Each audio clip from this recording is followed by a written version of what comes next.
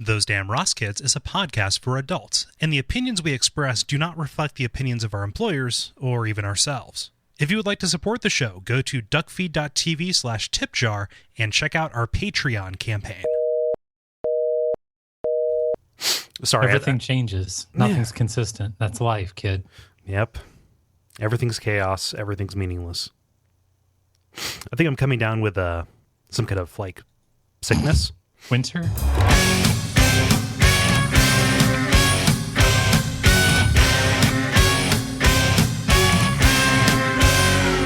Those Damn Ross Kids, a conversation between brothers, featuring Kris and Kole Ross.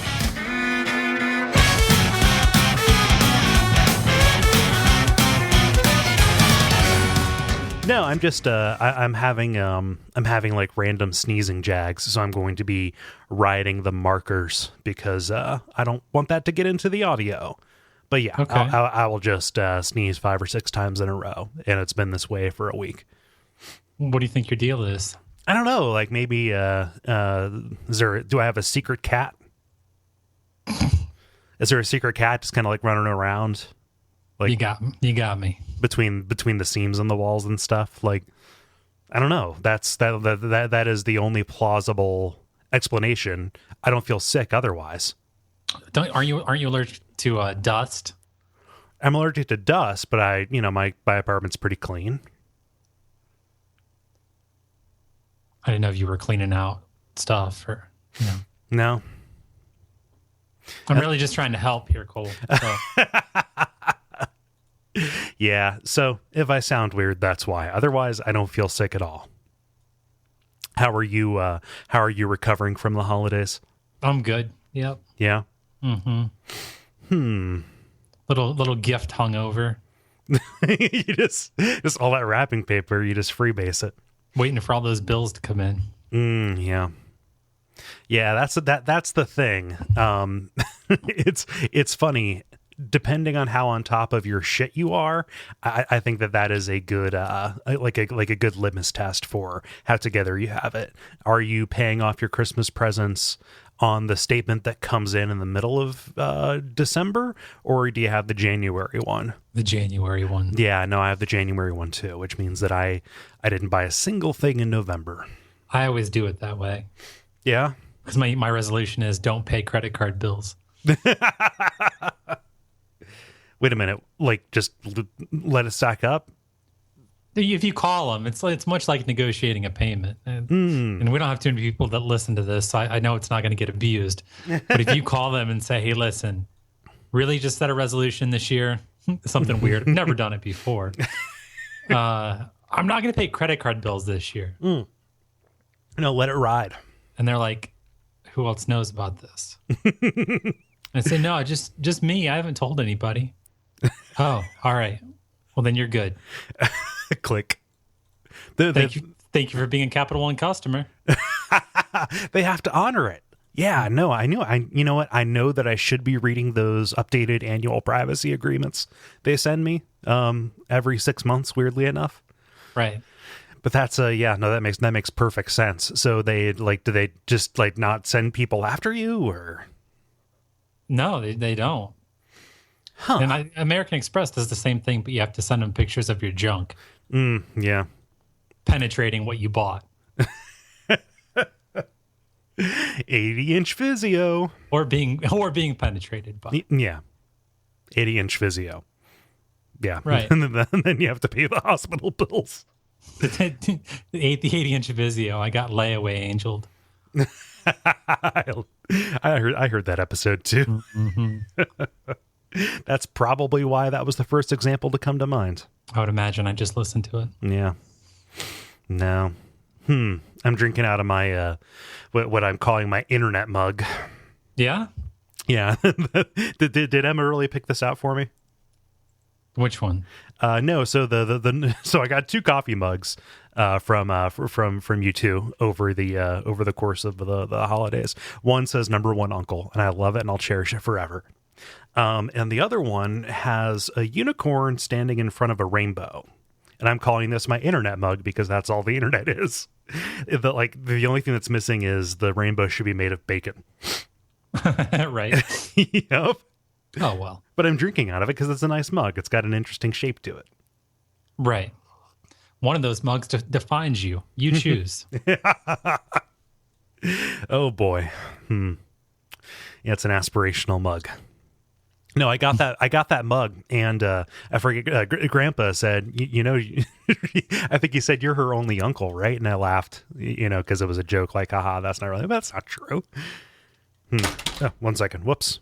I should not be spinning that barbecue lighter around like it's a revolver, which is what just happened. You there? I'm here. Okay, sorry. I'm all over the place, Chris. I was waiting for the Lucy sketch to be over. No, I've got this candle lighter, and I spin it around. I always have to mess with something on my desk while I'm talking. At least it wasn't the scissors, which I'm picking up now. When I'm doing this show, I usually use my mouse to look at something interesting. Yeah, no, just waiting for your turn to talk. Not listening to anything interesting, that's for sure. No, it's just nothing but white noise. I'm not catching anything. That's why I love your other podcasts. It puts you right to sleep. Sounds like the rainforest. Grr. Yeah. You used your gift yet? I did. I used it yesterday. Oh, your car went off the road? No, not yesterday. Into a lake? The day before. No, not that one. No, not the escape module. Yep. The all-in-one car window hammer / seatbelt cutter. Mm-hmm. Yeah. No. Jacker be gone. Break my window. I'll break my window for you. Please, sir, don't hurt me. No, you use your bear paws? No, I used the rack. Oh, the rack. Okay. Yeah, the rack you got me. Did that work? Yeah, it was good. Cool. I thought I was going to get a smoker, though. Not from you, just in general. I thought somebody would be a smart ass, buy me one of those and be like, oh, now you got to make us stuff. No.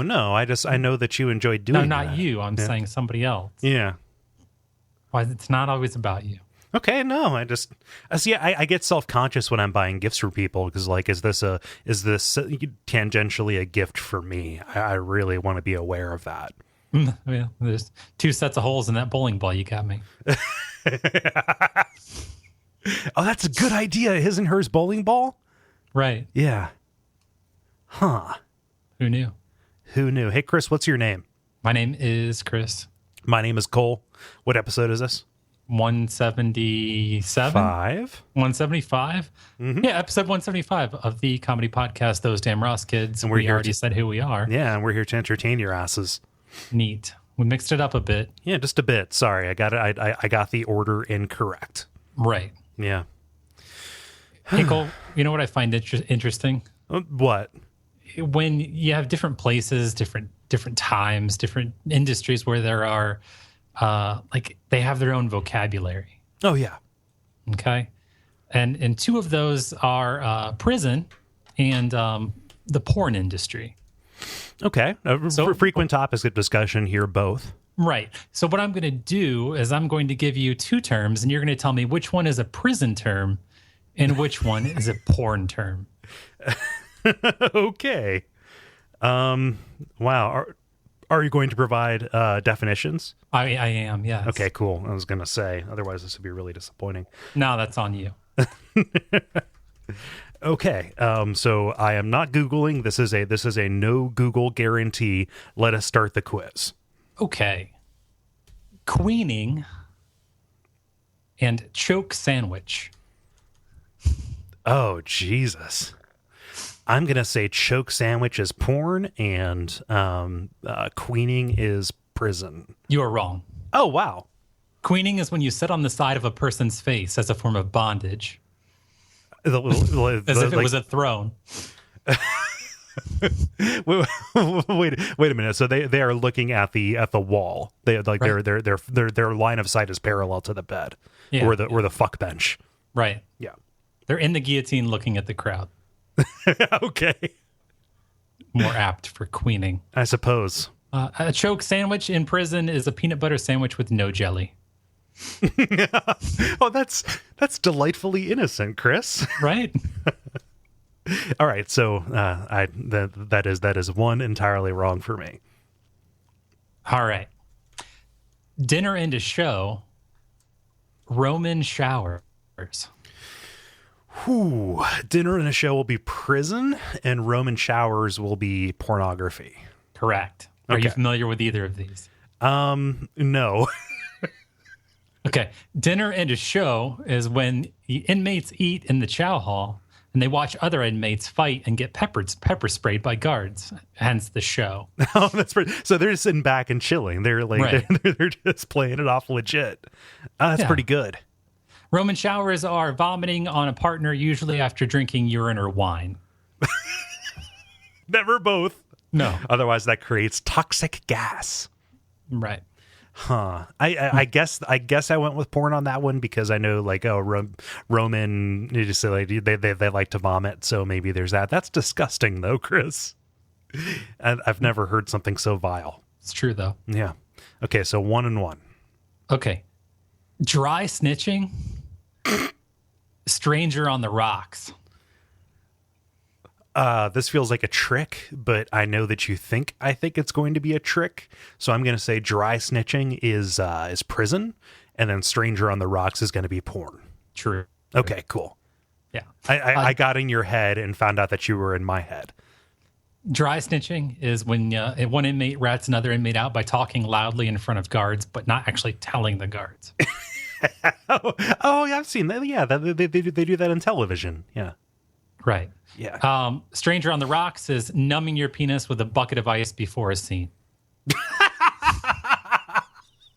That doesn't make any sense. Usually the stranger is what? You sit on your left hand so it's numb and you don't feel your penis on it. That makes no sense.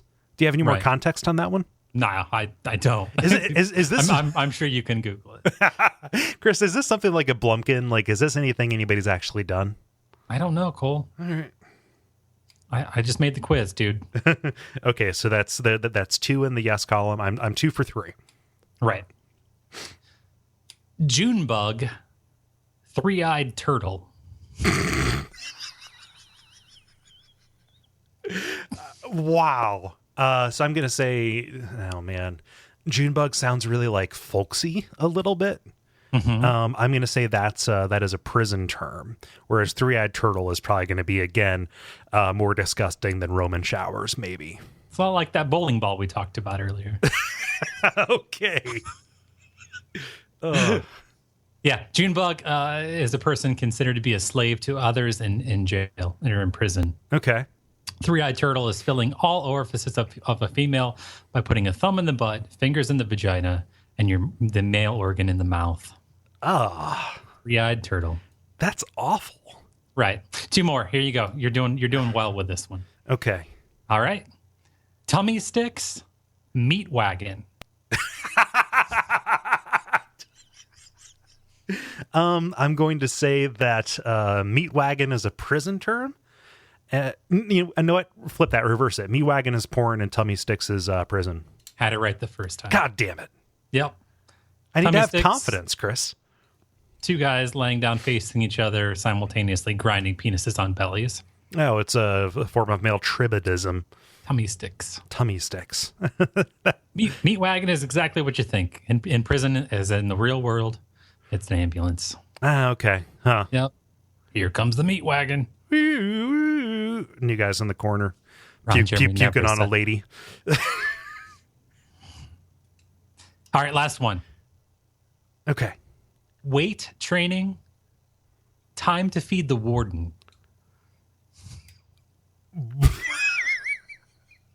Okay, something tells me this is the one. You saw one of these terms and it didn't apply to prison, and this was the seed for the entire quiz. So we have weight training and time to feed the warden. Let's see here. I'm going to Okay, are you in my head or am I in mine? I'm going to say that weight training is going to be a porn thing. Correct. And yeah, there we go. Okay. Yeah. The use of hanging weights on genitals or hooks for arousal. Weight training. Please believe it or not. Yeah. Yeah. Time to feed the warden is taking a shit in prison. That's pretty good. That's sticking it to the man. Right? That's punching up. Although there are many female wardens. I mean, it's the man, capital T, capital M. Right. Gotcha. Yeah, the man is irrespective of gender. Huh, that was a good one. So I only missed 2 out of 5. Yeah, you didn't do not too bad. Not too bad. Yeah, no, it's a solid D, which is a prison term, weirdly enough. Solid D. That was a good one, Cole. Hey, thanks. It's not very often that you acknowledge the things that I say. Is your resolution to be hungry or not hungry? Yeah, was your resolution to be hungry? Was it to be humorous? Sorry. I think so, yeah. Yeah. Ain't you? I guess I'm hungry. do you want to get like a handful of cashews or something? It's got to be your vocab. That's pretty good. Huh. Right. No, good work. Thanks, man. Do you want me to give you a story? Please. Okay. So are you familiar with the notion of Chrome extensions? Oh, yeah. They you can put them all over. Oh, yeah, they can be pretty much anything. Well, there's a new Chrome extension that I desperately need, maybe even in my real life. This is called Just Not Sorry. Okay? Okay. And what this is seeking to do is eliminate words like sorry, actually, or just from people's email vocabularies. All right. So, hey, just writing to see if you have actually read this thing. Sorry to bother you, but let me know. Hey, sorry to bother you. Just wanted to write to say thank you. Yes. Hey, if you liked it, let me know. Right. That is when I was a producer, I wrote a lot of emails like that. But yes, so the kind of the idea behind this is to train people to come across as more confident because especially if they have that stripe of Midwest in them like I do. You kind of come across like a simpering little boy with this. You undermine yourself, and it even drops a little red squiggly line like a spell check kind of thing under I think or something, anything that kind of undermines your authority. And when you hover over, you get quotes from people that explain, hey, why this is a bad idea from various writing guides and business people and stuff. So this actually seems like a pretty cool idea. I want to hear from you, now that you're working in this kind of office environment, are you running into this? Are you are you an offender here, or are you especially sensitive? Because I think it's something that because for my job, you don't need anybody really. So you don't have to because I think what you're trying to do is you're trying to get something from someone, but you also know that you need something from them in the future. Mm-hmm.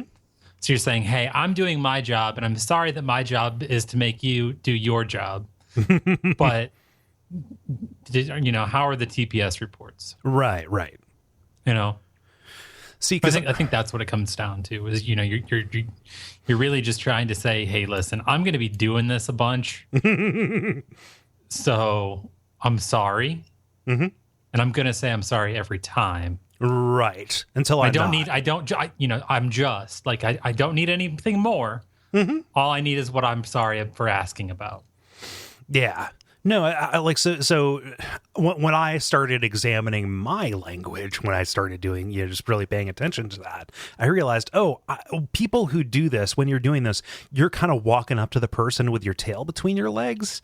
And what you're saying is, I am not a threat to you. So please, when you're writing your response back to me, A, don't ask me to do anything. No, I don't know. And B, please do not turn this into a conflict. What would I need you to do for me, Cole? Maybe that's why you don't talk to me like that. Maybe. You want to help me move? No? I mean, just can I borrow your truck? No, you don't have one of those. No.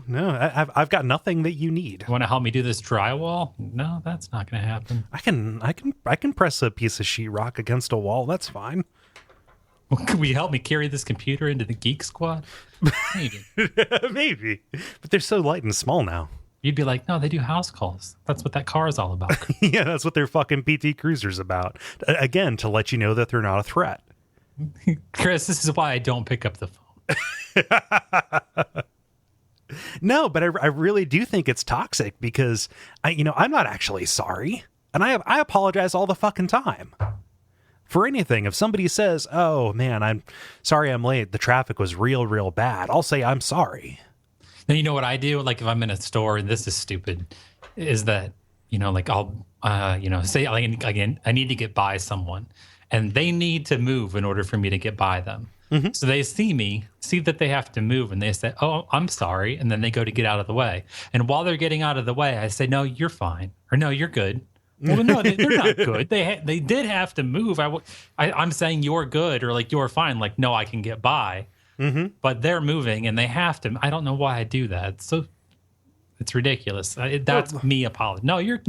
Yeah. There's nothing the matter with your character. Like it's funny because that is so densely packed with social awkwardness right there. Because what actually is happening is like you look at them. And like, okay, I've got to get by, or they perceive, then they see you, they make the eye contact, and they realize in that moment, oh, I'm probably in the way, so I can make things easier for you. But in order to make it seem like they're not just kind of like clearing the way because they think that you're, like a threat, like bowling down on them, like, oh, let me get out of your way, I'm sorry. Right. And then they take a step, even though they may or may not need to. And because every tick needs a talk, every ping needs a pong. Mm-hmm. Then you hear their I'm sorry, and then you fire back saying you're good. When you too. Yeah, exactly.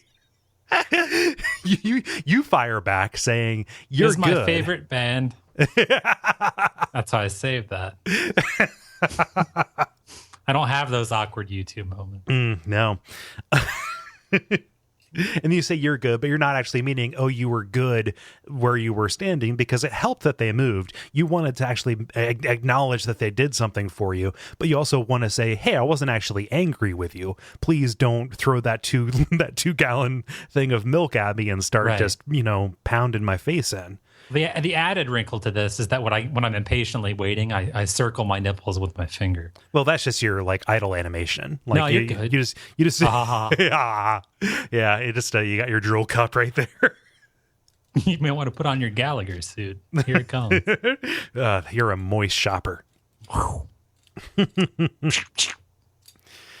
But yeah, like everybody's trying to fucking Ken Jennings or whatever. They're the what's his name, Bobby Fischer. They're way around these social interactions, being 20 moves ahead.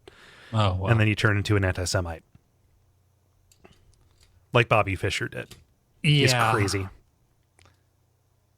Hey, Kole, the U.S. Consumer Product Safety Commission has done a study by analyzing annual emergency room visits to find out that the most common people to punch a wall are 15-year-olds. I saw this. It's funny, like when you see it all in a row like that. Yeah. They did 1,200 these were reported in 2014. 15-year-olds were more common. Men were 3 times more likely. Huh.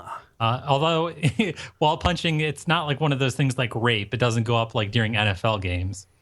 Right. It's consistent throughout the year. Huh. The motives reported to the ER doctors are anything from a teen got angry because he couldn't see his girlfriend to a 25-year-old man who guzzled some brandy and tequila. What's that drink called, Chris? It's brandy and tequila? Yeah, it's a fancy Mexican. It's called a fine girl. Oh, that's pretty good. Oh man, yeah, no, but they just basically ran some analysis and the mode of everybody who's ever gone to the ER for punching a wall. Brandy, you are a fine girl, good wife you would be. Yeah, but my life, my love, and my lady is the sea. Mm-hmm. Do. Sorry, that's a terrible song to have come up at karaoke because it's 7 minutes long.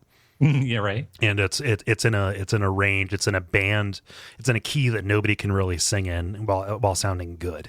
Right. Yeah. Now it's a nightmare. Are you playing like death karaoke? What do you mean death karaoke? Where the songs just come up. I've seen that. I've seen people do like karaoke roulette. There you go. Yeah. But no, not for me, but I like when somebody else does it. Like you have those standards, like, oh, here's a bunch, here's 3 girls. Is it going to be fucking Moulin Rouge or is it going to be fucking Love Shack? I don't know. There is one pro tip within this article about the wall punching, though. Okay. Don't punch a wall that was made pre-1946. Oh, it won't give. Lathe and plaster. Yeah, no, that's you're gonna hit a seam where your cat's hiding. Yeah. No, like you want one of those nice like 1980s houses that's basically just pressed sawdust the entire way around. Other stuff people hit: windows, doors, dumpsters, lamps, paper towel holders, thermostat. Well, paper towel holders are just people who are big Breaking Bad fans. Oh God. Yeah. Thermostat, really? Mm-hmm. Ah, shards of mercury everywhere. Fuck. So hot in here. So basically, the most commonly punched objects are whatever's there. Well, yeah, and then the only person who consistently punches a thermostat is Warren G. Why? Because he has a thing about regulators? He's the only one who regulates. Yeah. Well, I mean, Nate Dogg is there too. Like, don't you ever send him to the hardware store to the plumbing section. Chris, that is possibly like the most not convoluted, but there's a lot of steps that go into that. So it's not a good Home Depot commercial. Their plumbing section, Warren G throwing shit. Our plumbing section, a man in an orange apron saying, "How can I help you?" Chris, that is ludicrous. Nobody actually works at a Home Depot. No, Ludacris is a rapper.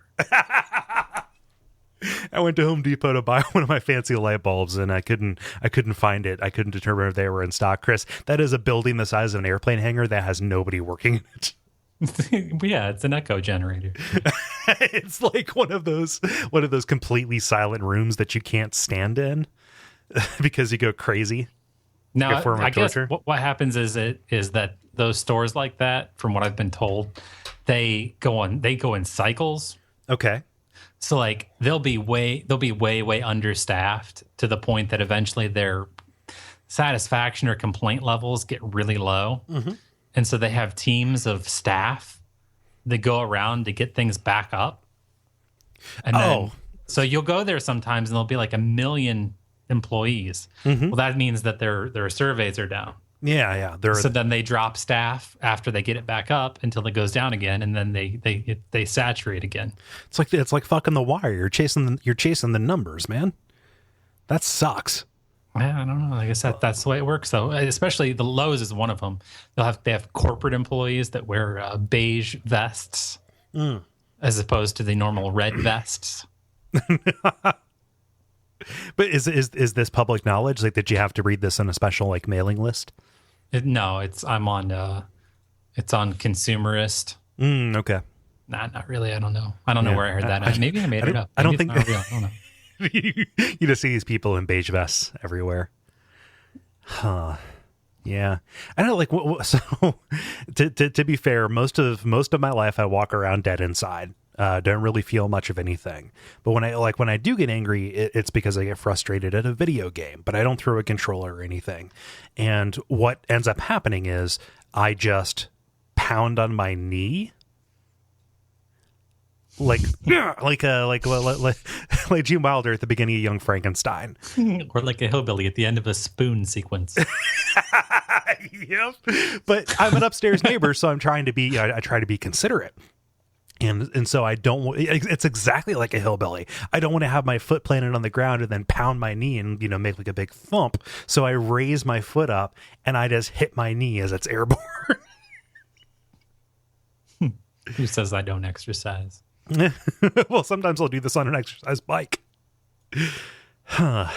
It's weird. It's weird the way we prop everything up. Well, since we're talking about consumer stuff with these walls and whatnot, why don't we talk about some people who are called the Harbingers of Failure? Okay? Okay. There are all kinds of products that are destined to fail, right? And a product's failure means that it's going to be pulled from the shelves within 3 years. Okay? Okay. Now, this is a study that's from the MIT Sloan School of Management or something like that. Hard Knocks. Yep, the Sloan School of, hey, that cute lady from Ferris Bueller. And what they're saying is that people who are going to buy something like watermelon Oreos. Okay. Yep. Well, those failed. Those went away. That's not the only product like that they're going to buy. The 1 in 4 people who buy a product that fails go on to just only buy those kinds of things. So Coke Black, Pepsi Blue, any of these kind of awful products that somehow squeaked by the focus groups. Jack Black. Yep. Anybody who went to see School of Rock. Right. Yeah. Selfie, me holding my watermelon Oreos at School of Rock. Yep. At School of Rock Con. Caffeine-free Surge. Well, Surge came back. Caffeine-free Surge. What's the point? Yeah, that was the idea. Okay, cool. Thank you. And yeah, unfortunately, I copied the wrong link for this, so I can't get any more details. But yes, there are just certain people who are considered harbingers of failure. And MIT's recommendation for anybody who's developing a product is don't just focus group. Try and figure out if the people who are saying, yeah, I'd buy that, are also somebody who bought one of these shitty other products that failed. Because they're like, what MIT has just confirmed is there are people who maybe don't have like bad taste, because that's not a really charitable read on this, but just have the stink of death on them.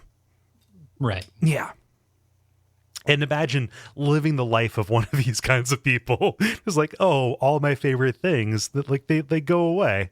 They die. Everything I touch withers. Have you seen this show on Animal Planet where they have like these, just speaking of testing, they have these 4 dogs who humans go to this show on Animal Planet with pet products, and they pitch their product to these dogs. Oh, it's called the Bark Tank? Right. Was that the joke? Is that an actual thing? Have you seen it? No. Oh, okay. Are you joking with me? No. Yeah. Define joke. Because it was a real pitch. It was a real... I mean, do you want me to help you workshop this? Are you... No, I guess what I'm asking is, do you know any animals at Animal Planet? I know some people in monkey suits, but I think those might just be furries. Right. I know those. I know people in monkeys too. Are you angry that I guessed the punchline? No, Is that what I'm glad were... you did. It's Okay. much easier when you get it. Okay. That way I don't have to hear you go, that was a long walk. Can you call back from at least the last calendar year? Yeah, no, that's a So actual. So I love that because the most awesome thing about Shark Tank or Dragon's Den or whatever is hearing people's kind of heartfelt stories, right? Like, oh, my husband was away at the war and I needed to keep my kids busy, so I came up with Fucko the clown. He's a rubber clown. He's 2 times life size, and I'm looking for He's also a knee brace. Yeah. Because my veteran was paralyzed. Yep. Can also be used as one of those blade legs. Yep. So now my veteran, he just walks around dressed up inside Fucko the clown like an exoskeleton, delighting our children, terrifying strangers. And we're looking for $1 million for 5% equity. Now, when Scott was in Afghanistan, I fucked around and got syphilis, which really got me to thinking. I'd really like to make my own cookies and cream ice cream, but how do I smash the cookies? But what I want is What I want is crazy fucking pet people to come in and tell their story about how Gingerbread loves the miniature Fucko the Clown dog version. Yeah, no, that'd be pretty good. You don't get any of the dialogue; you just get the pets playing with it. Does your cat always puke on the rug? Here's puke rug. Here's a spray that will. It is a non-nutritive varnish on top of your rug. It's a rug you put on your rug. Yeah, It's an over rug. Yeah, it's a rug cover. Yeah, it's a rover rubber. River. Yeah. No, that's a pretty good idea. Bark Tank is no, I'm going to cut that out. That's not going to make it into the show because we need to sit on that for a minute. And we should probably cut out the last 15 minutes because that's all we talked about. No, I'm not actually going to cut it out, Chris. Yeah, they can have it. I got better ideas than that. Oh well, it's called Meat. It's a place where butchers hook up. It's me.at. Right. Chris, you got a story? Yeah. Is it my turn again? Yeah. I did the fucking Harbingers thing. Oh, that's right. Yeah. Gotcha. Most memorable. Many diets prepare you to have a beach body, but the latest diet in Hong Kong, which I believe is in China. Nope. Yeah. Yeah, it became part of China in 1999. Gotcha. It's ceded from being I don't need all that. UK protectorate. Okay, go ahead. Diets get you ready for the beach. The Hong Kong diet involves the beach itself. You don't go on the sand. You don't run on the sand. You don't run against the wake. You don't do yoga. What you do is you stand on the beach and stare right into the sun. You're fucking with me. Nope. This is where there's this one place on this beach, unobstructed views. I assume that there's smog isn't so bad there. Dieters gather twice a day, once in the morning before their workday and once in the early evening after they finish their jobs. They go through a set of movements, remove their shoes, put on their sunglasses, and then set a timer and start their dieting session, which involves just staring at the sun. That's not a diet. Some choose to wrap light fabric around their faces, although that is not a requirement of the diet. That's not a fucking diet. It's not telling them what they can and can't eat. Okay. Beginning on the first day of the diet, a participant stares at the sun for 10 seconds. For every day during the remaining 9 months of the diet. That's not a fucking diet. They are they photosynthesizing? Are they like those fucking monks who live on sun and 1 tablespoon of lentils a year? I don't know. They had an additional 10 seconds per day and for 9 months until they basically just become the sun. Strict adherents don't even wear, sunglasses. Right. We call them blind people. The underlying belief is that of the diet is that staring directly into the sun, the fitness enthusiast absorbs solar energy, which is acceptable substitute for calories.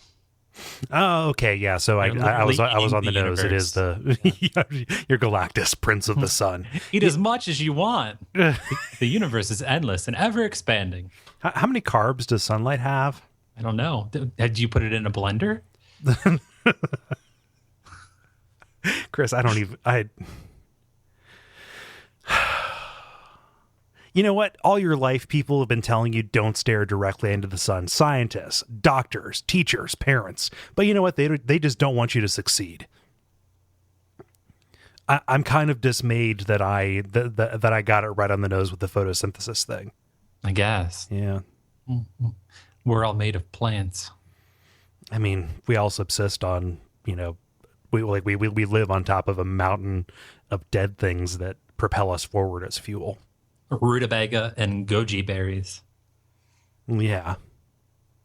Chris, don't out my smoothie recipe. It's not a fucking diet.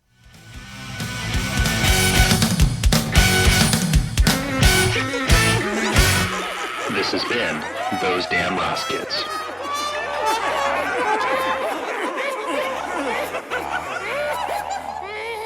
You want to call that it, or you? Yeah, let's call that it. You're not saying anything, so I assume we're done. Yeah.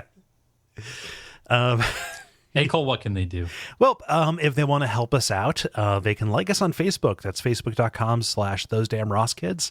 And there's also the Patreon and such. And tell friends, spread the word that the show is back and all of that good stuff. I don't know. I don't want to hit them over the head with too much homework this time. All right. Sounds good to me. Yeah. So let's call it. Sorry, America. Keep fucking that chicken. Changing it up, huh? I find that all the other shows tell people to do stuff. Mm-hmm.